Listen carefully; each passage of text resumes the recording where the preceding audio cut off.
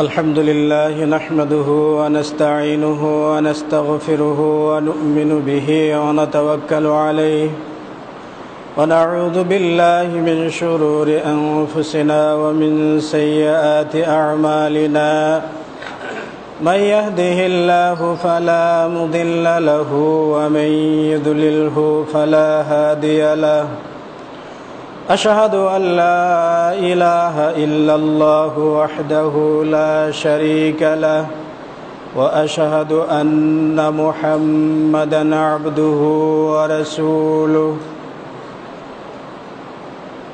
أرسله بالحق بشيرا ونذيرا وداعيا إلى الله بإذنه وسراجا منيرا فإن خير الحديث كتاب الله وخير الهدي هدي محمد صلى الله عليه وسلم وشر الأمور محدثاتها وكل محدثة بدعة وكل بدعة ضلالة وكل ضلالة في النار أما بعد أعوذ بالله من الشيطان الرجيم بسم الله الرحمن الرحيم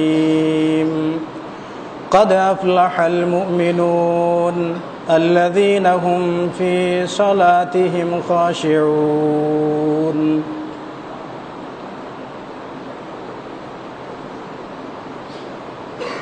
قال النبي صلى الله عليه وسلم صلوا كما رأيتموني أصلي আজকের এই জুমায় উপস্থিত রয়েছেন অত্র এলাকা থেকে আগত সম্মানিত মুসল্লিয়ান ইকরাম। যাবতীয় প্রশংসা, যাবতীয় তারিফ সে আল্লাহ রাব্বুল আলামিনের জন্য, যিনি আমাদেরকে আজকের এই জুমায় উপস্থিত হওয়ার সুযোগ দিয়েছেন। সে আল্লাহ রাব্বুল আলামিনের দরবারে কৃতজ্ঞতা জানাই, সকলেই পড়ে আলহামদুলিল্লাহ। অতঃপর নবী মুহাম্মদুর রাসূলুল্লাহ সাল্লাল্লাহু আলাইহি ওয়াসাল্লামের উপর বর্ষিত হোক দরুদ ও সালাম সাল্লাল্লাহু আলাইহি ওয়াসাল্লাম। প্রিয় উপস্থিতি, আজকের আলোচনার বিষয়বস্তু হচ্ছে সালাতের আধ্যাত্মিকতা ও আধুনিক বিজ্ঞান।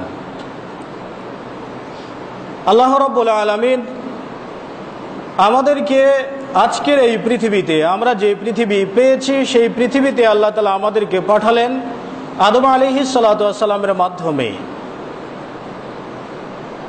এবং সর্বশেষ নবী হিসেবে এসেছেন নবী মুহাম্মদ রাসূলুল্লাহ সাল্লাল্লাহু আলাইহি ওয়াসাল্লাম।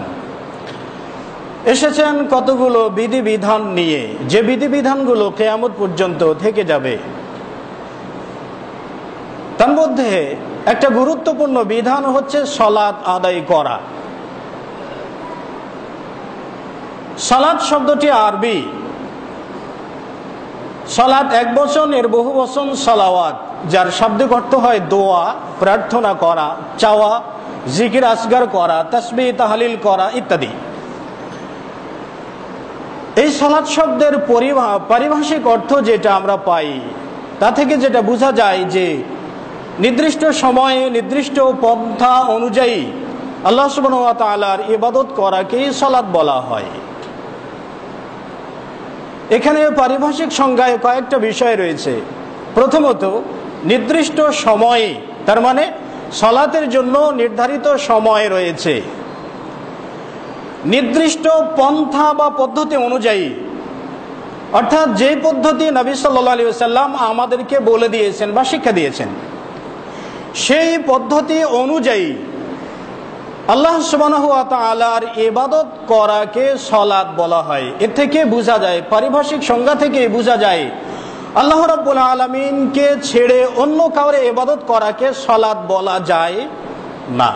সেটা হতে পারে ব্যক্তি পূজা, হতে পারে মাজার পূজা, হতে পারে মূর্তি পূজা, বিভিন্ন পূজা হতে পারে, কিন্তু কখনো তা সালাত হতে পারে না। আচ্ছা, সালাত আল্লাহ রাব্বুল আলামিন আমাদের উপরে ফরজ করে দিয়েছেন।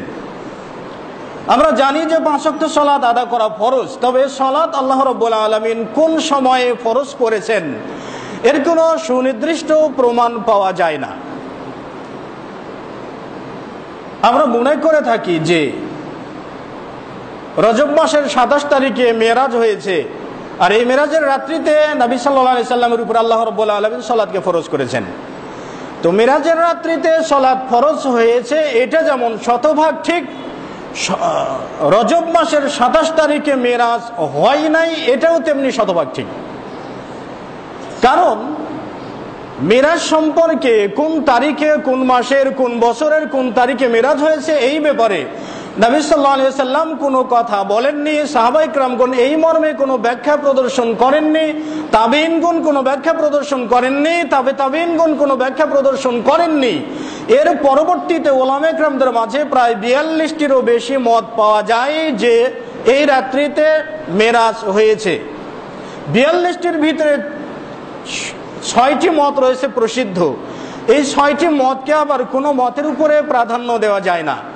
এখন যদি ধরে নিন যে হ্যাঁ 6টা মতই ঠিক, তাহলে তো শবে মেরাজ 6 রাত্রিতে হওয়ার কথা, কিন্তু আমরা রজব মাসের 27 তারিখে কেন পালন করছি? তো সালাত মেরাজের রাত্রিতে ফরজ হয়েছে এটা অবশ্যই ঠিক, এবং মেরাজ মক্কা জীবনে হয়েছে, মদিনায় হিজরত করার আগে হয়েছে এই মর্মে যথেষ্ট প্রমাণ পাওয়া যায়। তবে কোন তারিখে মেরাজ সংঘটিত হয়েছে এই মর্মে কোনো প্রমাণ পাওয়া যায় না। যা হোক, বিষয় সেটা না, বিষয়টি হচ্ছে সালাতের আধ্যাত্মিকতা এবং আধুনিক বিজ্ঞান। এখন সালাত যে বিষয়টা আমরা আদা করি, যেমন আমরা জুমার দিনে সালাত আদা করি, 5 ওয়াক্ত সালাত আদা করি, সালাত আদা করা আবশ্যক। আল্লাহ রাসূল সাল্লাল্লাহু আলাইহি ওয়াসাল্লাম বলছেন, বাইনাল আবদি ওয়া বাইনাল কুফরি তারকুস সালাতি, বান্দা এবং কাফিরের মাঝে পার্থক্য হচ্ছে সালাত আদা করা। যদি কোনো ব্যক্তি সালাত আদা করেন তাহলে তিনি মুসলিম বা তিনি আল্লাহর বান্দা হিসেবে বিবেচিত হবেন, আর যদি কোনো ব্যক্তি সালাত আদা না করেন তাহলে তিনি মুসলিম হিসাবে বিবেচিত হবেন না। তাহলে সালাত 5 ওয়াক্ত সালাত আদা করা সবার উপরেই ফরজ, কিন্তু এই সালাত ফরজ আমরা জানি, সালাত আদাও করি, মোটামুটি বেশ সংখ্যক মানুষ আমরা সালাত আদা করে থাকি। কিন্তু যে সালাতটা আদা করি, সালাত একটা বিষয়, আর সালাতের সাথে যুক্ত আরেকটি বিষয় আছে, তা হচ্ছে সালাতের আধ্যাত্মিকতা। সালাতের আধ্যাত্মিকতা এই বিষয়টা কি? উদাহরণস্বরূপ ধরে নেওয়া যায় যে আপনি ছুটির জন্য আপনার স্যারের কাছে একটা দরখাস্ত লিখছেন। দরখাস্ত লিখতে যে আপনি এমন মনোযোগের সঙ্গে দরখাস্তটা লিখছেন, শুরু থেকে শেষ পর্যন্ত একটা আকার কিংবা একটা রস্যকার কোথাও ভুল হয় নাই। আবার ওই দরখাস্ত আরেকজন ব্যক্তি লিখছেন, শুরু থেকে শেষ পর্যন্ত প্রায় প্রত্যেকটা লাইনেই একটি করে ভুল হয়েছে। এখন ধরে নিন যে দরখাস্ত লিখতে প্রত্যেকটা লাইনে একটি করে ভুল হয়ে গেল, ওই দরখাস্ত লেখার মাঝে কোনো মুনশিয়ানা নেই, কোনো আধ্যাত্মিকতা নেই, মানে কোনো মনোযোগ নেই। যে ব্যক্তি শুরু থেকে নিয়ে শেষ পর্যন্ত একটা দরখাস্ত লিখে ফেললেন বিনা ভুলে, কোনো ভুল ছাড়া, এই ব্যক্তির দরখাস্ত লেখার মাঝে একটা আধ্যাত্মিকতা আছে, একটা মুনশিয়ানা আছে, একটা মনোযোগিতা আছে।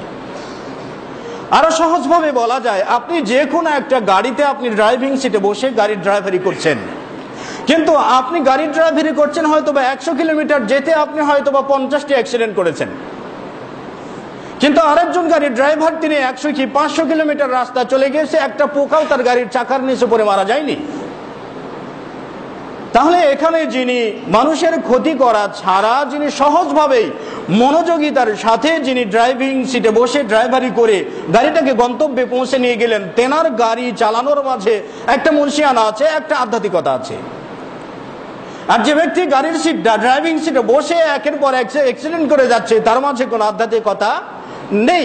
অনুরূপভাবে আপনি সালাত আদা করছেন একাগ্র চিত্তে, মনোযোগ সহকারে, যে আপনি সালাত আদা করছেন মানে আপনার সালাতের মাঝে আধ্যাত্মিকতা আছে, আপনার সালাতের মাঝে মনোযোগিতা আছে, আপনার সালাতের মাঝে মুনশিয়ানা আছে। আর আল্লাহ রাব্বুল আলামিনের দরবারে সেই সালাতটাই কবুলযোগ্য যেই সালাতের মাঝে আধ্যাত্মিকতা আছে। আধ্যাত্মিকতা ছাড়া কোনো সালাত আল্লাহ রাব্বুল আলামিনের দরবারে কবুল হওয়ার কোনো সম্ভাবনা নেই।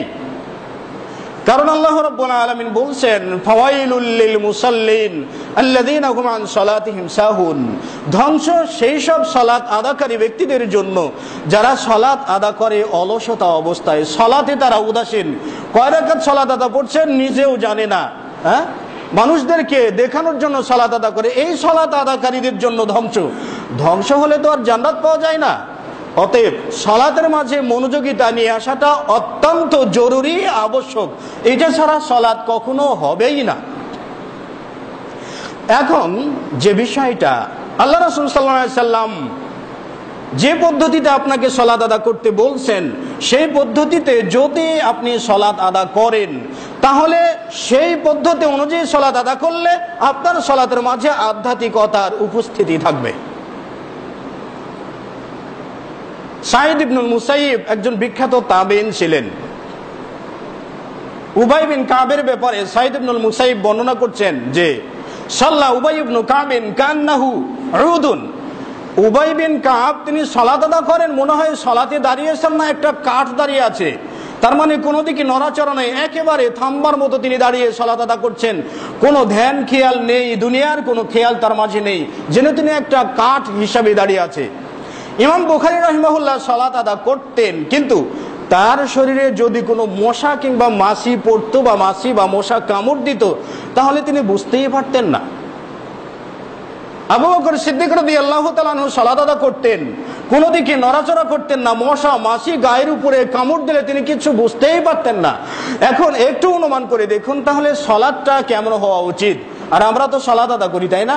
একবার মশা যদি আমার গায়ে আসে না, এমন চড় হাঁকিয়ে দেব যে 100 বছর যাবত ওই মশা আর আমার গায়ে আসবে না। এখন ধরে নিন আমাদেরও সালাত, আর তারাও আদা করেছেন সালাত। এখন তাদের সালাত আদা করেছেন, সেই সালাত সঙ্গে সঙ্গে কবুল হয়েছে। তারা যেই দোয়াটা করেছেন সেই দোয়া আল্লাহ তাআলা কবুল করেছেন। কিন্তু আমরা হাজারো বার দোয়া করছি, আমাদের দোয়া আল্লাহ তাআলার দরবারে যাচ্ছে না, আল্লাহ কবুল করছেন না। কেন? কারণটা হচ্ছে আমরা সালাত আদা করছি সালাতের আধ্যাত্মিকতা বুঝে নয়। আল্লাহ রাব্বুল আলামিন বলেছেন আকিমিস সালাতা ইন্নাস সালাতা তানহা আনিল ফাহশাই ওয়াল মুনকার, তোমরা সালাত প্রতিষ্ঠিত করো, নিশ্চয়ই সালাত মানুষকে অশ্লীল বেহায়াপনা কার্যকলাপ থেকে বিরত রাখে। আর আমরা সালাত আদা করছি ঘুষ খাই, সালাত আদা করছি সুদ খাই, সালাত আদা করছি মিথ্যা কথা বলি, সালাত আদা করছি মাপে কম দিয়ে সালাত আদা করি, অন্যের ক্ষতি করি, সবগুলো অপকর্ম আমরা করছি, আবার 5 ওয়াক্ত সালাতও আদা করছি। কেন? আমাদের সালাত আমাদেরকে অশ্লীলতা থেকে দূরে রাখতে পারছেন না। এই জন্য কি সালাতই অক্ষমতা প্রকাশ করছেন? সালাতই কি অথর্ব হয়ে গেল, নাকি আমাদের ঈমান আকীদা অথর্ব হয়ে গেল? আচ্ছা, এখন সালাত আদা করতে হবে আল্লাহ রাসূল যেভাবে সালাত আদা করতে বলেছেন। আল্লাহ রাসূল বলছেন সাল্লু কামা রাআইতুমুনি উসাল্লি, তোমরা সালাত আদা করো যেমনি ভাবে আমাকে সালাত আদা করতে দেখেছো। তাহলে আল্লাহ রাসূল সাল্লাল্লাহু আলাইহি ওয়াসাল্লামকে যেভাবে সাহাবায়ে কেরামগণ সালাত আদা করতে দেখেছেন, সাহাবায়ে কেরামগণকেও সেই নির্দেশ দিলেন তোমরা তেমনি সালাত আদা করো। বিষয়টা এরকম নয় যে কোন ইমাম কিভাবে সালাত আদা করছেন, ইমামকে ফলো করে কোন পীর সাহেব কিভাবে সালাত আদা করা শিখিয়ে দিচ্ছেন, কোন হুজুর সাহেব কিভাবে সালাত আদা করা শিখিয়ে দিচ্ছেন, সেই পদ্ধতি অনুযায়ী আপনি সালাত আদা করবেন আর আপনার সালাত হয়ে যাবে। বিষয়টা এরকম নয়। কারণ প্রত্যেকটা ব্যক্তিকে আল্লাহ রাসূল সাল্লাল্লাহু আলাইহি ওয়াসাল্লামের দেওয়া পদ্ধতিকে মান্য করে চলতে হবে। আবু হুরায়রা থেকে বর্ণিত, তিনি বলেন আন্না রাজুলান দাখালাল মসজিদা ফাসাল্লা ফাসাল্লামা আলাইহি, এক ব্যক্তি মদিনার মসজিদে প্রবেশ করলো, মসজিদে প্রবেশ করে সে সালাত আদা করলো নিজের মতো করে। সালাত আদা করে যা ইলা নবী সাল্লাল্লাহু আলাইহি ওয়াসাল্লাম, আল্লাহ রাসূলের কাছে আসলো। আসার পরে সে বলছে ফাসাল্লামা আলাইহি, আসসালামু আলাইকুম ইয়া রাসূলুল্লাহ, আল্লাহ রাসূলের উপরে সালাম দিয়ে বলছেন হে আল্লাহ রাসূল আপনার উপরে শান্তি বর্ষিত হোক। নবী সাল্লাল্লাহু আলাইহি ওয়াসাল্লাম বলেন আলাইকাস সালামু ইরজি' ফাসাল্লি ফাইন্নাকা লাম তুসাল্লি। আল্লাহ রাসূল লোকটিকে লক্ষ্য করে বললেন তোমার উপরে শান্তি বর্ষিত হোক, ইরজি' ফাসাল্লি, ফিরে যাও আবার সালাত আদা করো, ফাইন্নাকা লাম তুসাল্লি, কেননা তুমি সালাত আদা করোই নাই। লোকটি কোনো বিবাদ না করে, কোনো প্রশ্ন না করে ফারাজা ফাসাল্লা ফাসাল্লাম আলাইহি, লোকটি আবারও ফিরে গেল, যে আবার নতুন করে সালাত আদা করে আল্লাহ রাসূলকে সালাম দিল।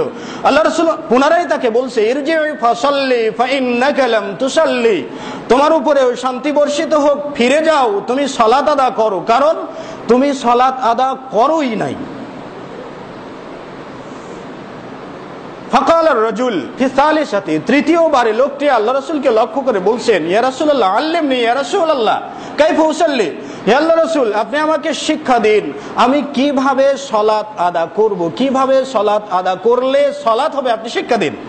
আল্লাহ রাসূল সাল্লাল্লাহু আলাইহি ওয়াসাল্লাম বললেন, ইদা কুমতা ইলা সালাতি, যখন তুমি সালাতে দাঁড়ানোর ইচ্ছা করবে, ফাসবাগিল ওযুআ, প্রথমেই তুমি ওযুকে পরিপূর্ণ করবে। জিজ্ঞাসা তো এখানেই, আমরা তো বিভিন্ন জন বিভিন্ন পদ্ধতিতে ওযু করি, তাই না? কেউ হয়তো বা ঘাড় মাসে করি, কেউ হয়তো বা পিঠ মাসে করি, হ্যাঁ, কেউ আবার তাড়াহুড়া করতে যে ডান হাত ধুয়ে ফেলেছি বাম হাত ধুতে করতে মনে নেই, কেউ হয়তো বা মুখ ধুয়েছি কিংবা দাড়িতে খিলাল করতে মনে নেই, কেউ হয়তো বা পা ধুয়েছি অর্ধেক খালি আর অর্ধেক ধুয়ে ফেলেছি, তাই না? এরকমই তো ওযু করি, তাই না? তাহলে সালাতের প্রথম শর্ত হচ্ছে ফাসবাগিল ওযুআ, ওযুকে পরিপূর্ণ রূপে করো। তার মানে যেভাবে ওযু করলে প্রত্যেকটা অঙ্গ প্রত্যঙ্গ সম্পূর্ণ হয়ে যাবে, ধৌত করাটা সম্পূর্ণ হয়ে যাবে, তেমনি ভাবেই তুমি ওযু করো। দুর্ভাগ্য বিষয় হলো আমাদের সমাজে বেশিরভাগ মানুষের মাঝে ওযুতে ঘাড় মাসে করার একটা প্রবণতা আছে। ওযুতে ঘাড় মাসে করার একটি মাত্র হাদিস পাওয়া যায়, সে হাদিসটি জাল। জাল টাকা আপনাকে দিলে আপনি নেবেন? নেবেন না। কিন্তু জাল হাদিসের উপরে আমল করলে সে আমল আল্লাহর দরবারে যাবে? যাবে না। জাল টাকার যেমন মূল্য নাই, তাহলে আল্লাহ রাব্বুল আলামিন জাল হাদিসের মূল্য কি করে দেবেন? তো ফাসবাগিল ওযুআ, ওযুকে পরিপূর্ণ রূপে করে নাও। এরপরে সুম্মাস্তাকবালিল কিবলাতা, এরপরে কিবলামুখী হও। ফাকাব্বির, অতঃপর আল্লাহু আকবার বলো। সুম্মা করা মা তায়াসসারা মাকা মিনাল কুরআন, অতঃপর কোরআনের যতটুকু তোমার কাছে সহজ হয় ততটুকু পরিমাণ তুমি তেলাওয়াত করো। এরপরে সুম্মার কা হাত্তা তাতমাইন্না রুকুআন, রুকু করো যতক্ষণ না তোমার রুকুটা পরিপূর্ণ না হয়। রুকুতে যাওয়ার পরে এরপরে সুম্মার ফা হাত্তা তাতমাইন্না কায়মান, রুকু থেকে মাথা উত্তোলন করো যতক্ষণ না তোমার মাথা তুমি সোজা দাঁড়িয়ে না যাও।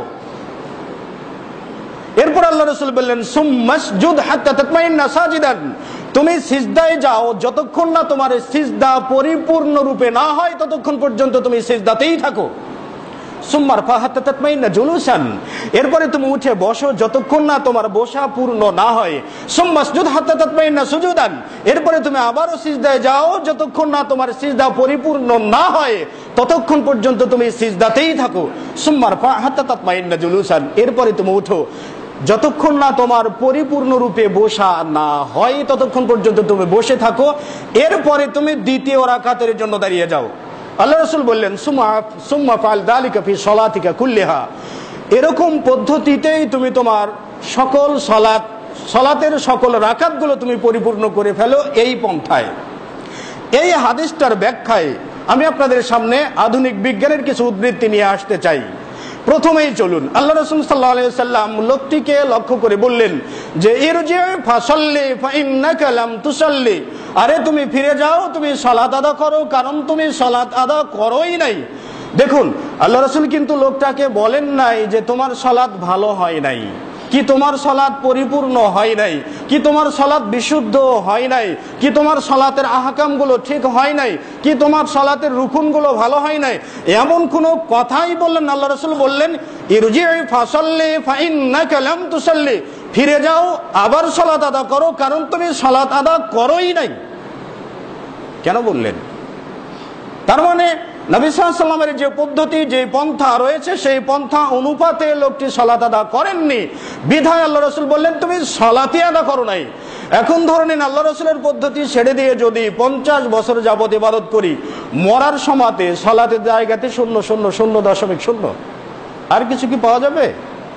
আমরা তো বলি যে সালাত তো পড়লেই সওয়াব আছে, তাই না? সালাত তো পড়লেই সওয়াব আছে। হ্যাঁ, মেয়ে তো সব মেয়েকে বিয়ে করা যায় আছে, এমন তো বলেন না।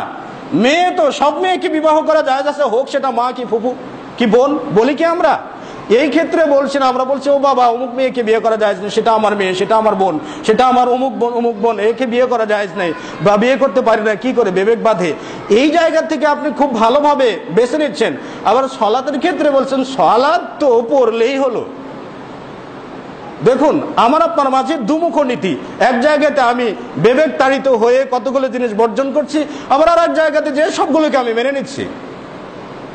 এটাই তো দুমুখ নীতি। আর দুমুখ নীতির জন্য কি আছে কিয়ামতের দিন জানেন? আল্লাহ রাসূল সাল্লাল্লাহু আলাইহি ওয়াসাল্লাম বলেছেন, কিয়ামতের ময়দানে দুই চেহারা বিশিষ্ট মানুষ থাকবে কতগুলো। আল্লাযী ইয়াতি হাউলাই বিওয়াজহিন ইয়াতি হাউলাই বিওয়াজহিন, যে একবার এই চেহারা এদিক করেছে আবার এই দিক গেছে, তার মানে একবার এই কথা আরেকবার সে কথা, তার মানে তার কথার উপরে কোনো ভিত্তি নেই, দুমুখ নীতি অবলম্বন করেছে। তাদের থাকবে কিয়ামতের দিন দুটো চেহারা, দুটো মুখ দেখা যাবে একটা গলাতে। আচ্ছা, তাহলে আল্লাহ রাসূল তাকে বললেন তুমি সালাত আদা করো, কারণ তুমি সালাত আদা করোই না। এরপরে আল্লাহ রাসূল বললেন যখন তুমি সালাতে দাঁড়ানোর ইচ্ছা করবে তখন ওযুটাকে পরিপূর্ণ করে নাও, এরপরে তুমাস্তাকবালিল কিবলাতা, অতঃপর কিবলামুখী হও, ফাকাব্বির আল্লাহু আকবার বলো। আর তাকবীর দিতে নবী সাল্লাল্লাহু আলাইহি ওয়াসাল্লাম রাফা'আন নবী সাল্লাল্লাহু আলাইহি ওয়াসাল্লাম বিয়াদিহি হাসওয়া মানকাবাইহি, নবী সাল্লাল্লাহু আলাইহি ওয়াসাল্লাম যখন সালাতের শুরুতে আল্লাহু আকবার বলতেন তখন তিনি তার কাঁধ বরাবর হাত উত্তোলন করতেন। এমন নয় যে কান বরাবর কি কানের নিচের অংশটা ধরে ফেলতে হবে, যে আমি বুঝিয়ে দিলাম আমি কান পর্যন্ত আমার হাত উঠিয়েছি কি না, এটার জন্য আমি কান ধরে ফেললাম। কান ধরার কোনো বিবরণ ইসলামে নেই, কোনো জয়ীব কি কোনো জাল কোনো ধরনের কোনো হাদিসেই নেই যে কান ধরতে হবে। একটা বিষয় আছে হাজওয়া মানকাবাই, কাঁধ বরাবর অথবা কান বরাবর, তবে হাতটা থাকবে আপনার সামনে, হয় কাঁধ বরাবর অথবা আর একটু উপরে উঠে আপনার কান বরাবর হাতটা যেতে পারে, তবে হাতটা অবশ্যই পিছনে যাবে না, হাতটি সামনে থাকবে। আচ্ছা, আল্লাহ রাসূল সাল্লাল্লাহু আলাইহি ওয়াসাল্লাম রফুল ইয়াদিন করতেন, এরপরে আল্লাহ রাসূল হাতটা কোথায় বাঁধতেন? عن سهل بن سعد رضي الله تعالى عنه قال كان الناس يؤمرون أن يضع الرجل يد اليمنى على ذراعه اليسرى। নবী সাল্লাল্লাহু আলাইহি ওয়াসাল্লাম বলেন মানুষকে আদেশ করা হয়েছে যে মানুষ তার ডান হাতকে বাম হাতের কনুইয়ের উপরে রাখবে, ডান হাতকে বাম হাতের কনুইয়ের উপরে রাখবে, সহিহ আল বুখারী। এখন আপনার নিয়ম অনুযায়ী ডান হাতকে আপনার বাম হাতের কনুইয়ের উপরে রেখে ছেড়ে দিন। আপনার হাত যদি নাভির নিচে যায় তাহলে ওটাই ঠিক, যদি নাভির উপরে থাকে ওটাই ঠিক, যদি বুকের উপরে যায় ওটাই ঠিক। শর্ত হচ্ছে আপনার ডান হাতটাকে বাম হাতের কনুইয়ের উপরে রেখে দিতে হবে। এখন চিন্তা করে দেখুন হাতটা আপনার কোথায় যায়? নাভির নিচে কি যাবে? যাবে না। তবে হ্যাঁ, হাতের কবজির উপরে কবজি রাখা জায়েজ আছে, তবে সহিহ ইবনে খুজাইমার একটা হাদিস থেকে পাওয়া যায় যদি কবজির উপরে কবজি রাখা হয় তাহলে আলা সদরি, সেই হাতটা বুকের উপরেই চলে যাবে। অতএব কবজির উপরে কবজি রাখলে সেটা বুকের উপরে যাবে, অথবা ডান হাতকে বাম হাতের কোণের উপরে রাখতে হবে। এরপরে নবী করিম সাল্লাল্লাহু আলাইহি ওয়াসাল্লাম সূরা ফাতিহা পড়তেন। আল্লাহ রাসূল সাল্লাল্লাহু আলাইহি ওয়াসাল্লাম বলেছেন মাল্লাম ইয়াকরা বিফাতিহাতিল কিতাব অফি রিওয়ায়াতিন ক্বালা মাল্লাম ইয়াকরা বিউম্মিল কুরআনি, যে ব্যক্তি সালাতে সূরা ফাতিহা না পড়বে সে ব্যক্তির কোনো সালাতই নেই। লা সালাত লিমান লাম ইয়াকরা বিফাতিহাতিল কিতাব, যে ব্যক্তি সালাতে সূরা ফাতিহা পড়ে না সে ব্যক্তির কোনো সালাতই নেই। এমন না যে সালাত পরিপূর্ণ না, সালাত অসম্পূর্ণ কিছু বলছে না, তার মানে লোকটার সালাতই নেই। এখন ইমামের পিছনে কি সূরা ফাতিহা পড়বো? আবু হুরায়রা থেকে বর্ণিত তিনি বলেন নবী সাল্লাল্লাহু আলাইহি ওয়াসাল্লাম বলছেন যে ব্যক্তি সালাতে সূরা ফাতিহা পাঠ না করবে তার কোনো সালাত নেই। আবু হুরায়রাকে জিজ্ঞাসা করা হলো আমরা কি ইমামের পিছনে থাকলেও কি সূরা ফাতিহা পড়বো? আবু হুরায়রা রাদিয়াল্লাহু তাআলা আনহু বললেন হ্যাঁ, ইমামের পিছনে থাকলেও তোমাকে নিজে নিজেই সূরা ফাতিহা পড়ে নিতে হবে, কারণ আল্লাহ সুবহানাহু ওয়া তাআলা বলেছেন কাসসামতুস সালাতা বাইনি ওয়া বাইনা আবদি, কারণ সালাতকে আমি আমার মাঝে এবং আমার বান্দার মাঝে বন্টন করে নিয়েছি। তার মানে সালাতের একটি অংশ আল্লাহ রাব্বুল আলামিনের আর একটি অংশ বান্দার।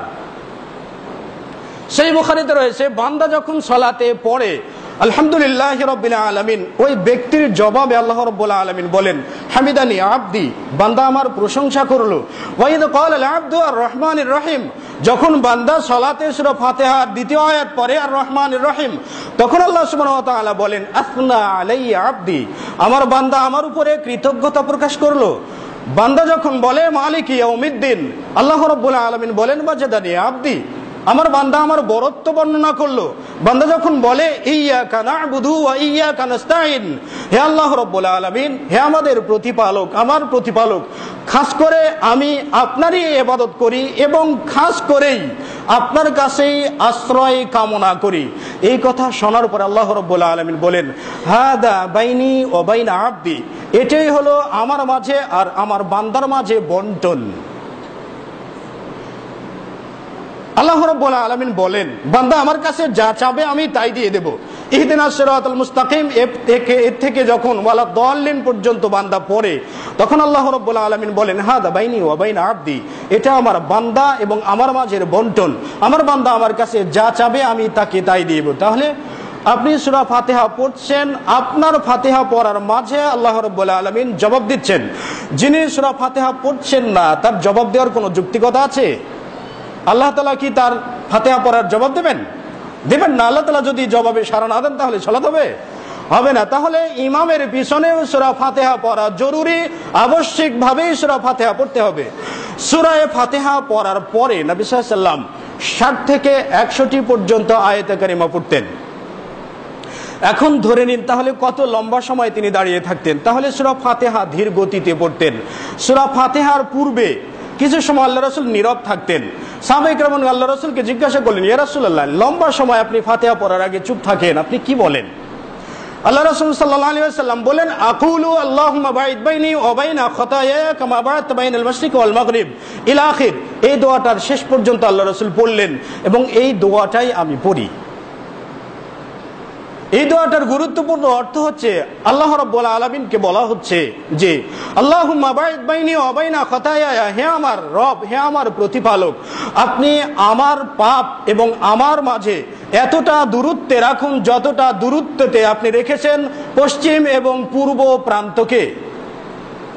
এর দ্বিতীয় অংশে বলা হয়েছে আল্লাহুম্মা বাঈদ বাইনি ওয়া বাইনা খাতায়া কামা বা'আদতা বাইনাল মাশরিকি ওয়াল মাগরিব আল্লাহুম্মা নাক্কিনি মিনাল খাতায়া কামা ইউনাক্কাত তাওবুল আবিয়াসু মিনাদ দানাস। হে আল্লাহ রাব্বুল আলামিন, আপনি আমাকে গুনাহ থেকে পরিষ্কার করুন, গুনাহ থেকে পরিচ্ছন্ন করুন, যেমনি ভাবে একটা সাদা কাপড়কে ময়লা থেকে পরিষ্কার করা হয়। এরপরে বলা হচ্ছে, ইয়া রাব্বুল আলামিন, হে আমার প্রতিপালক, আপনি আমাকে ধৌত করুন, আমাকে পরিষ্কার করুন শিশিরের পানি দিয়ে, বরফের পানি দিয়ে আমাকে পরিষ্কার করুন গুনাহ থেকে। এই দোয়ার মাধ্যমে শুরু হলো সালাত। তাহলে এই দোয়া পড়লেন, সূরা ফাতিহা পড়লেন, এরপরে 60 থেকে 100 আয়াত পড়লেন। এই যে একটা লম্বা সময় নবী সাল্লাল্লাহু আলাইহি ওয়াসাল্লাম কিয়ামে দাঁড়িয়ে থাকলেন, আর আল্লাহ রাসূলের পদ্ধতি অনুযায়ী আল্লাহ রাসূল বলেছেন, সাল্লু কামা রাআইতুমুনি উসাল্লি, তোমরা সালাত আদা করো যেমনি ভাবে আমাকে সালাত আদা করতে দেখেছো। আপনিও যদি এই লম্বা সময় দাঁড়িয়ে থাকেন, আধুনিক বিজ্ঞান বা চিকিৎসা বিজ্ঞান আমাদেরকে যেটা বলে যে মানুষ যখন কিয়াম অবস্থায় বুকে হাত বেঁধে দাঁড়িয়ে থাকে লম্বা সময়, এই লম্বা সময় দাঁড়িয়ে থাকে এবং কিরাত পড়তে থাকে, কিরাত পড়ার সাথে সাথেই অভিকর্ষ শক্তির টানে মানুষের দেহের রক্তের চাপটা শরীর থেকে নিয়ে পাতে বেশি পড়ে যায়। বিধায় মানুষের হৃদকম্পনটা স্বাভাবিকভাবে কিছু সময়ের জন্য বেড়ে যায়। কারণটা হচ্ছে হৃদযন্ত্রে যতটুকু রক্তের সঞ্চালন হওয়া প্রয়োজন, বুকে হাত বেঁধে কিরাত লম্বা সময় দাঁড়িয়ে থাকার ফলে এইটা সম্ভবপর হয় না। রক্তের সঞ্চালন প্রক্রিয়ায় বিঘ্নতা ঘটে, বিধায় এই সময় হৃদযন্ত্রের কম্পনটা বেড়ে যায়। এবং বিজ্ঞানের হিসাব অনুপাতে একজন মানুষ স্বাভাবিকভাবে তার হৃদযন্ত্রের কম্পন হয় মোটামুটি প্রতি মিনিটে 60 থেকে 70 বার। কিন্তু বুকে হাত বেঁধে যদি কোনো ব্যক্তি সালাতে রত থাকে, দাঁড়িয়ে থাকে, তাহলে তার হৃদকম্পনটা বেড়ে 70 থেকে 80 বার, অর্থাৎ মিনিটে 10 বার করে বেড়ে যায়। এর ফলে মানুষের দেহে একটা উত্তাপের সৃষ্টি হয়। এই উত্তাপের ফলে মানুষের দেহের যে কোষগুলো রয়েছে, এই কোষগুলো ক্রমান্বয়ে শক্তি অর্জন করতে থাকে। এটা প্রথম উপকার। দ্বিতীয় উপকার হচ্ছে মানুষের পায়ে যে রক্তের সঞ্চালন, রক্তের চাপটা বেড়ে গেল, যখন মানুষ সিজদাতে যাবে বা বসে পড়বে, তখন তার পায়ের রক্তের চাপটা স্বাভাবিক পর্যায়ে চলে আসবে। সেই ক্ষেত্রে মানুষের কোনো ব্যক্তির যদি পায়ের গিড়ায় ব্যথা থাকে, তাহলে তার ব্যথা উপশম হতে পারে, পায়ের গোড়ালি মজবুত হতে পারে। তো এইটা হলো প্রথম বিষয়। এরপরে নবী সাল্লাল্লাহু আলাইহি ওয়াসাল্লাম লোকটিকে লক্ষ্য করে বললেন, সুম্মার কা হাত্তা তাতমাইন্না রুকুআন, এরপরে তুমি রুকু করো, পরিপূর্ণ রুকু করো। তার মানে যতক্ষণ না তোমার রুকু পরিপূর্ণ না হয় ততক্ষণ পর্যন্ত তুমি রুকুতেই অবস্থান করবে। আপনারা জানেন নবী সাল্লাল্লাহু আলাইহি ওয়াসাল্লাম আয়েশা থেকে বর্ণিত, তিনি বলেন আল্লাহ রাসূল সাল্লাল্লাহু আলাইহি ওয়াসাল্লাম রুকু এবং সিজদাতে সবচাইতে বেশি যে দোয়াটা পড়তেন সেই দোয়াটি হচ্ছে সুবহানাকাল্লাহুম্মা রব্বানা ওয়া বিহামদিকা আল্লাহুম্মা গফিরলি। অপর বর্ণনাতে রয়েছে নবী সাল্লাল্লাহু আলাইহি ওয়াসাল্লাম রুকু এবং সিজদাতে পড়তেন সুবহান কুদ্দুসুন রব্বুল মালাইকাতি ওয়ার রূহ। দোয়াটা কতবার পড়তেন? আমরা যেটা জানি যে সর্বনিম্ন 3 বার, সর্বোচ্চ 10 বার। হাদিসটা জয়ীফ, হাদিসটা বিশুদ্ধ নয়। কতবার আল্লাহ রাসূল পড়ছেন এই মর্মে আনাস রাদিয়াল্লাহু তাআলা আনহু থেকে একটা হাদিস পাওয়া যায় যে আনাস রাদিয়াল্লাহু তাআলা আনহু বলেন যে ইদা রাকা'আন নবী সাল্লাল্লাহু আলাইহি ওয়াসাল্লাম হাত্তা যানান্না আন্নাহু আওহামা। আল্লাহ রাসূল সাল্লাল্লাহু আলাইহি ওয়াসাল্লাম যখন রুকুতে যেতেন তখন আমরা মনে করতাম যে আল্লাহ রাসূল রুকু থেকে উঠতে যেন ভুলেই গেছেন, মনে হয় আজকে আর রুকু থেকে উঠবেন না। আবার যখন আল্লাহ রাসূল সিজদায় যেতেন তখন আমরা ভাবতাম যে মনে হয় আল্লাহ রাসূল সিজদাতে গিয়েছেন, ভুলে গেছেন, সিজদা থেকে আর উঠবেন না। আবার যখন 2 সিজদার মাঝখানে তিনি বসে পড়তেন তখন আমরা মনে করতাম যে আল্লাহ রাসূল দ্বিতীয় সিজদার কথা মনে হয় ভুলে গেছেন। দ্বিতীয় সিজদাতে যখন তিনি যেতেন আমরা ভাবতাম যে আল্লাহ রাসূল মনে হয় আর উঠবেন না, ওঠার কথা তিনি ভুলেই গেছেন। এখন চিন্তা করে দেখুন কতটুকু সময় একজন ব্যক্তি রুকুতে বা সিজদাতে থাকলে মুক্তাদিদের মনে হতে পারে যে মনে হয় আল্লাহ রাসূল উঠতে ভুলেই গেছেন। এখন আল্লাহ রাসূল কতবার পড়ছেন আল্লাহ রাসূলই জানেন, আল্লাহু আলাম, আমাদের জানা নেই। এখন আপনি রুকুতে যে কি সিজদাতে যে 10 কেন 100 বারও পড়তে পারেন, আপনাকে কেউ বাধা দিবে না, শরীয়তও বাধা দিবে না, কেউ বাধা দেবে না। এখন তাহলে বোঝা যাচ্ছে নবী সাল্লাল্লাহু আলাইহি ওয়াসাল্লাম দীর্ঘ সময় রুকুতে থাকতেন, তাই না? আল্লাহ রাসূল লম্বা সময় রুকুতে থাকতেন। আর রুকুটা কেমন হয় আপনারা তো জানেন, রুকুটা দাঁড়ানো থেকে পিঠটাকে বাঁকা করে নিয়ে সোজা মাথা এবং আপনার নিতমা বরাবর, মাথাটা নিচেও নয় উপরেও নয়, এভাবে থেকে আপনাকে রুকুতে এই দোয়াগুলো পড়তে হবে। এখন রুকুতে গেলে আপনি কি একটা উপকার পাবেন? আজকের আধুনিক বিজ্ঞান যেটা আমাদেরকে বলে, মানুষ যখন সালাতে রুকুতে যায়, রুকুতে যাওয়ার ফলে মানব দেহের প্রায় 33টি কোষেরুকা সকলেই একসঙ্গে প্রভাবিত হয়। 33টি কোষেরুকার মাঝে ঘাড়ের কাছে রয়েছে 60টি সার্ভাইকাল এবং মানুষের বুকের কাছে রয়েছে 12টি থরাসিক, কোমরের কাছে রয়েছে 5টি লাম্বার ও 5টি সাকরাল, সর্বশেষ কোমরের 4টি হাড় মিশিয়ে একটা কক্সিজিয়ালের সৃষ্টি হয়।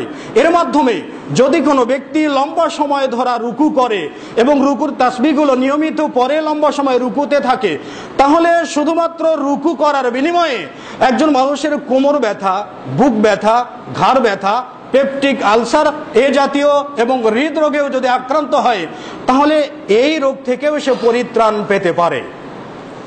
এতগুলো উপকার আপনাকে সালাত দিচ্ছেন, আপনি কি বলবেন যে ওই যে সালাত 1400 বছর আগেকার কাঠ মোল্লারা যারা তারাই মসজিদে নামাজ পড়ে, মোল্লার দৌড় মসজিদ পর্যন্ত, বলবেন কি?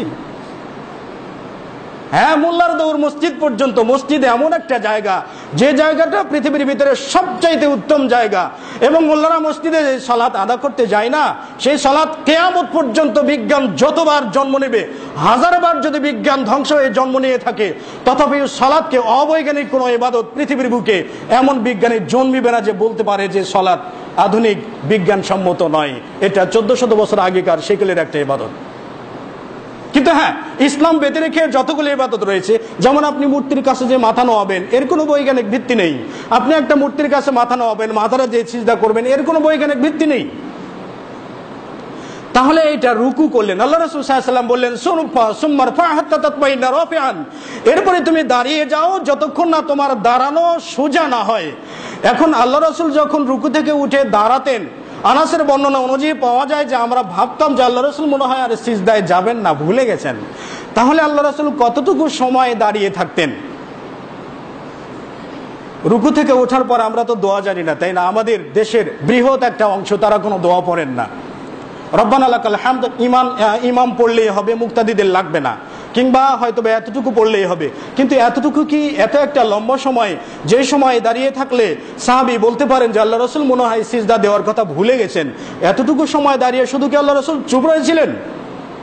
জি না, আল্লাহ রাসূল চুপ থাকেননি। কারণ আব্দুল্লাহ বিন আওফা থেকে বর্ণিত, তিনি বলেন নবী সাল্লাল্লাহু আলাইহি ওয়াসাল্লাম যখন রুকু থেকে মাথা উঠাতেন তখন দাঁড়ানো অবস্থায় আল্লাহ রাসূল দোয়া পড়তেন, আল্লাহুম্মা রাব্বানা লাকাল হামদু মিলাস সামাওয়াতি ওয়া মিলাল আরদি ওয়া মিলা মা শি'তা মিন শাইইন বাদ। এই দোয়াটা আল্লাহ রাসূল সেখানে পড়তেন। আবু সাঈদ খুদরি থেকে বর্ণিত, তিনি বলেন নবী সাল্লাল্লাহু আলাইহি ওয়াসাল্লাম রুকু থেকে মাথা উত্তোলন করে দোয়া পড়তেন, আল্লাহুম্মা রাব্বানা লাকাল হামদু মিলাস সামাওয়াতি ওয়া মিলাল আরদি ওয়া মিলা মা শি'তা মিন শাইইন বাদ। আহলুস সানাই ওয়াল মাজদি আহাক্কু মা ক্বালা আল আবদু ওয়া কুল্লুনা লাকাল আবদু আল্লাহুম্মা লা মানিআ লিমা আ'তাইতা ওয়া লা মু'তিয়া লিমা মানা'তা ওয়া লা ইয়ানফা'ু যাল জাদ্দি মিনকাল জাদ্দু। এই লম্বা একটা দোয়া আল্লাহ রাসূল রুকু থেকে উঠে দাঁড়ানো অবস্থায় পড়তেন। এত বড় দোয়া পড়তে তো সময় লাগবে, তাই না? আল্লাহ রাসূল তো আর তাড়াহুড়া করে পড়তেন না। আমরা যেমন হয়তোবা বিভিন্ন কিছু ব্যবসা বাণিজ্য রেখে আসি, কোথায় কি চুরি হয়ে গেল তাড়াতাড়ি যেতে হবে, যত তাড়াহুড়া ছলাতে, কিন্তু আল্লাহ রাসূল তার এরকম করতেন না। এই জন্য সাহাবায়ে কিরামদের মনে হতো যে আল্লাহ রাসূল এমন ভাবে দাঁড়িয়েছেন মনে হয় আর সিজদায় যাবেন না, ভুলে গেছেন। এই যে একটা লম্বা সময়, দেখুন এখানেই দেখুন আপনি রুকুতে গেলেন, আপনার 33টি কোষেরুকা প্রভাবিত হলো, আপনার বুকে চাপ পড়েছে, মাথায় চাপ পড়েছে, কোমরে চাপ পড়েছে, পেটে চাপ পড়েছে। যখন আপনি রুকু থেকে উঠে সোজা দাঁড়িয়ে গেলেন, সবগুলো চাপ আপনার শরীরে স্বাভাবিক হয়ে গেল, তাই না? তাহলে আপনার মাথাতে রক্তের চাপ, বুকে রক্তের চাপ, দাঁড়ানোর সাথে সাথে রক্তের চাপটা স্বাভাবিক। এইটা কি আপনার দৈহিক একটা এক্সারসাইজ কি হয় নাই? হয়েছে, তাই না? আচ্ছা, তাহলে এখানে নগদ কিছু পাওয়া গেল। অতএব রুকু থেকে দাঁড়িয়ে লম্বা দোয়া পড়াটাই বিজ্ঞানসম্মত। রুকু থেকে উঠে, তার মানে রুকু থেকে সিজদায় যাওয়া, এই সালাত কোনো কাজে আসবে না কিয়ামতের দিন। শুধু কিয়ামতের দিন না, এই দুনিয়ার জিন্দেগিতেও তো কাজে আসবে না, তাই না? আমরা তো অনেকেই ডায়াবেটিসে ভুগি, রাত 3টা থেকে দৌড় দেওয়া শুরু করি। কিন্তু যদি বলি তাহাজ্জুদের সালাত আদা করেন, আপনার 3 মাইল দৌড় দিয়ে যতটুকু উপকার পাবেন, আপনি লম্বা কিরাতে সালাত, তাহাজ্জুদের সালাত 8 রাকাত আদা করুন, সেই উপকারটা আপনি সালাতেই পেয়ে যাবেন। আপনার ডায়াবেটিসের উপকার হবে, আপনার কাছে ওইটা ভালো লাগবে না, কারণ আপনি দৌড় দিবেন, সকালে সালাত কাজা করে দৌড় দিবেন, সালাত পড়বেন না কিন্তু দৌড় দিবেন। জানি না আমাদের মন মানসিকতায় কি প্রবেশ করলো, আমরা কি বুঝি বা কি বুঝতে চাচ্ছি, জাতিকে কি বুঝাতে চাচ্ছি আল্লাহু আলাম, যেটা আমরা নিজেরাও বুঝি না। এরপরে আসুন সিজদায়। আচ্ছা, নবী সাল্লাল্লাহু আলাইহি ওয়াসাল্লাম বলেন সুম্মাসজুদ হাত্তা তাতমাইন্না সুজুদান, এরপরে তুমি সিজদায় যাও, পরিপূর্ণ রূপে সিজদা করো। নবী সাল্লাল্লাহু আলাইহি ওয়াসাল্লাম আগেই বলেছে রুকুতে এবং সিজদাতে সুবহানাকা আল্লাহুম্মা রব্বানা ওয়া বিহামদিকা আল্লাহুম্মা গফিরলি সুবহান কুদ্দুসুন রব্বুল মালাইকাতি ওয়ার রূহ সুবহান রাব্বিয়াল আ'লা। এই দোয়াগুলো আল্লাহ রাসূল সাল্লাল্লাহু আলাইহি ওয়াসাল্লাম রুকুতে পড়তেন, একটা লম্বা সময় পর্যন্ত পড়তেন। তাহলে এই লম্বা সময় আল্লাহ রাসূল সিজদাতে থাকতেন। সিজদাটা কেমন হওয়া উচিত? অনেকেই 2 উরুর উপরে হাত রেখে হাঁটুর নিচেই সিজদা দিচ্ছেন, ঠিক যেমন কুকুর বসে থাকে।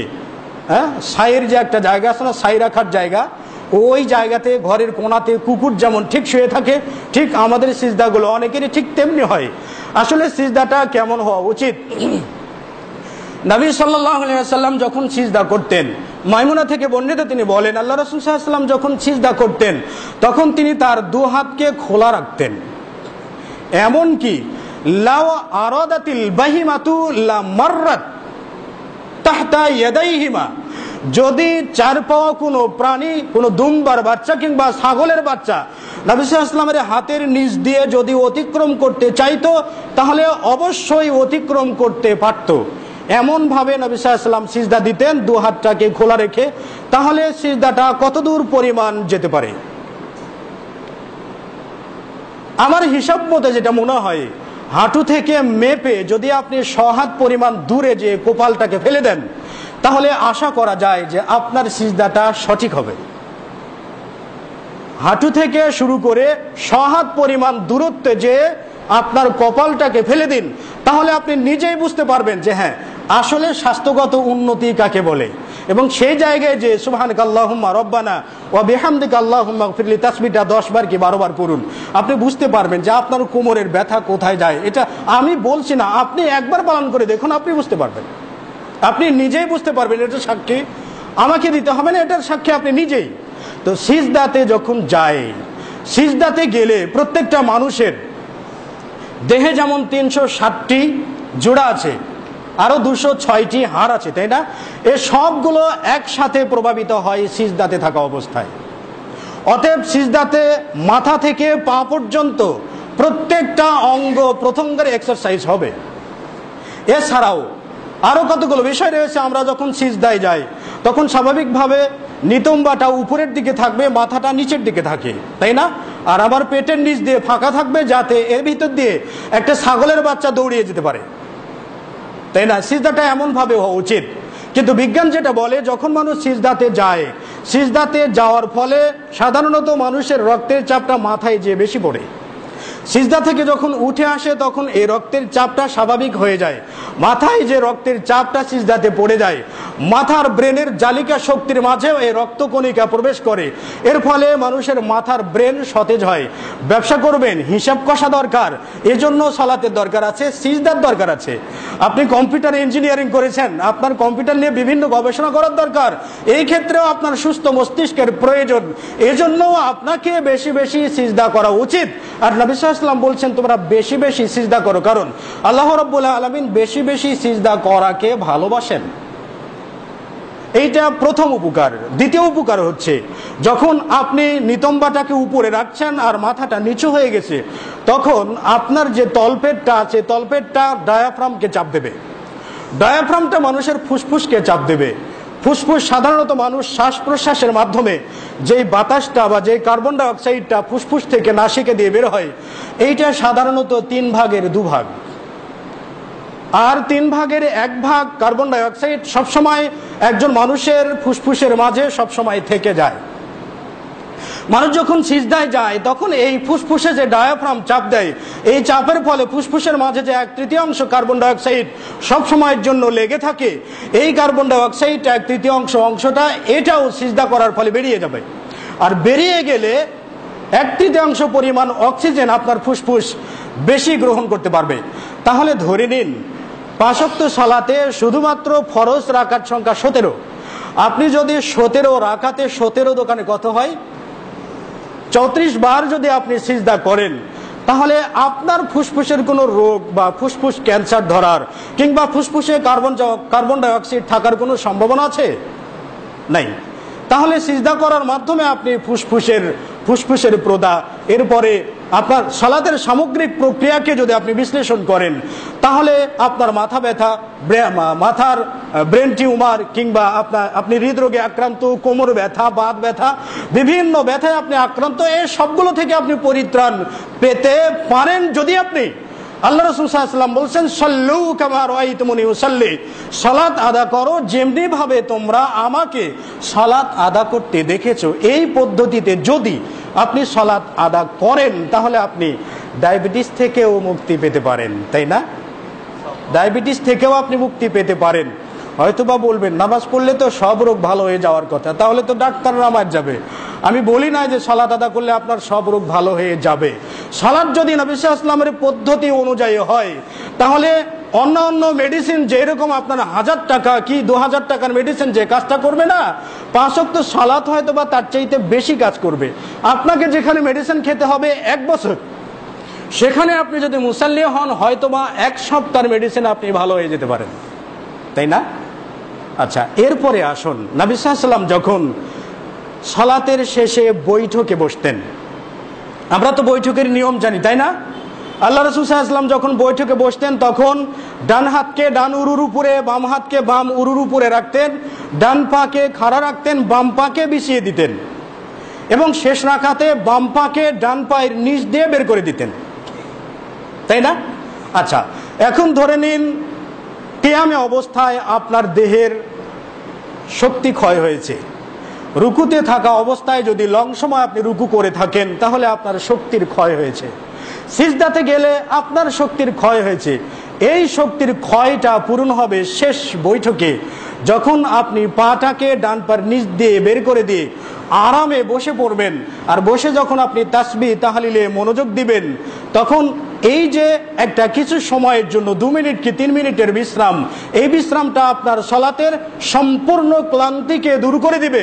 এবং এই বিশ্রামের ফলে সালাম ফেরার পরে যে তাসবিহ তাহলিলগুলো আছে না, এই তাসবিহ তাহলিলগুলো পড়তে আপনি মনোযোগী হবেন। এমন সালাত আদা করার পরে যখন আপনি ফিরবেন, ব্যবসায় গেলে ব্যবসায় মনোযোগ বসবে, বাড়িতে গেলে স্ত্রীর সঙ্গেও ভালো ব্যবহার করবেন, ঝগড়া করবেন না, কারণ মাথা ঠিক থাকবে। যে জায়গাতে যাবেন সেই জায়গাতে আপনাকে ভালো লাগবে। একবার আপনি আল্লাহ রাসূলের পদ্ধতি অনুযায়ী সালাত আদা করে মসজিদ থেকে বেরিয়ে যান না, আমাকে বলতে হবে না, আপনার বিবেক আপনাকে বলে দিবে আপনি কি করে আসলেন মসজিদ থেকে। আর সালাত যদি এরকম হয় আল্লাহ রাসূলের দেওয়া পদ্ধতি অনুযায়ী, তাহলে নবী সাল্লাল্লাহু আলাইহি ওয়াসাল্লাম বলছেন as-salatul khamsu wal jumu'atu ila al-jumu'ati wa ramadanu ila ramadan mukaffiratun lima bainahunna idha wujtunibatil kaba'ir। পাঁচ ওয়াক্ত সালাত এক ওয়াক্ত থেকে অপর ওয়াক্ত পর্যন্ত, জুমার সালাত এক জুমা থেকে অপর জুমা পর্যন্ত, এক রমজানের রোজা অপর রমজান পর্যন্ত, এই মাসখানের পাপের কাফারা হয়ে যাবে। অর্থাৎ জুমার সালাত আদা করে গেলেন, আগামী জুমা পর্যন্ত এর মাঝে যতগুলো সাগিরা গুনাহ রয়েছে সবগুলো সাগিরা গুনাহ আগামী জুমা পড়ার কারণে সবগুলো আল্লাহ তাআলা ক্ষমা করে দেবেন। জোহরের সালাত আদা করবেন, জোহরের সালাত থেকে নিয়ে আসর পর্যন্ত এর মাঝে যদি আপনার কোনো কাবিরা গুনাহ না থাকে, সাগিরা গুনাহ থাকলে সেই সাগিরা গুনাহ আল্লাহ রাব্বুল আলামিন আপনাকে ক্ষমা করে দেবেন। এখন ধরে নিন তাহলে পাঁচ ওয়াক্ত সালাত যদি আপনি আল্লাহ রাসূলের দেওয়া পদ্ধতি অনুযায়ী আপনি পড়েন, তাহলে আপনি দৈহিকভাবে সুস্থ থাকবেন, যেটা নগদ। অনেকেই তো বলে থাকে নামাজ পড়লে নেকি হয়, এটা বাকি, এটা কি আর দেখা যায়? দেখা যায় না, আসলে দেখা যায়। কারণ সালাত আদা করলে নগদ অনেক কিছু পাওয়া যায়, কিন্তু আমরা বুঝি না, হয়তো বা বুঝেও বুঝি না। মানে ব্যাপারটা এরকম যে একজন দোকানদারকে আপনি হয়তো বা 3 কেজি চাল কিনেছেন, চাল কেনার পরে হয়তো বা 100 টাকা বিল হয়েছে, আপনি থেকে 100 টাকা দিলেন, আপনি টাকা দিয়েছেন, লোকটা টাকা পেয়েছে, পাওয়ার পরেই টাকাটা হয়তো বা পিছনে রেখে কিংবা আপনি ঘুরে ফিরে তার দোকানে গেছেন, আপনাকে বলছে ভাই টাকাটা দিলেন না, টাকা তো পাই নাই। আপনি বলছেন আরে টাকা তো দিয়ে ফেলেছি, আরে না তো আমি তো টাকা পাই নাই। ওই ব্যবসাদার যেরকম তার খরিদ্দারের সঙ্গে গাদ্দারি করছে না, আমরা ওই সালাতের উপকারকে অস্বীকার করে আমরা আল্লাহ রাব্বুল আলামিনের সঙ্গেই বিশ্বাসঘাতকতা করেছি। তো পাঁচ ওয়াক্ত সালাতের কারণে মানুষের পাপ মোচন হবে। ইদা উজতুনিবাতিল কাবাইর, যখন মানুষ সালাতকে কাবিরা গুনাহ থেকে মুক্ত রাখবে। মাহুল কাবির, অর্থাৎ কাবিরা গুনাহ কাকে বলে, কাবিরা গুনাহ কি? প্রথম কাবিরা গুনাহ হচ্ছে আল্লাহ রাব্বুল আলামিনের সঙ্গে অন্য কাউকে শরীক করা। এই শরীক করাটা হুকুমগতভাবে হতে পারে, আকীদাগতভাবে হতে পারে, আমালিয়াতগত হতে পারে। আকীদাগতভাবে মানে আল্লাহ রাব্বুল আলামিনের সাথে অন্য কাউকে তার সমকক্ষ মনে করা।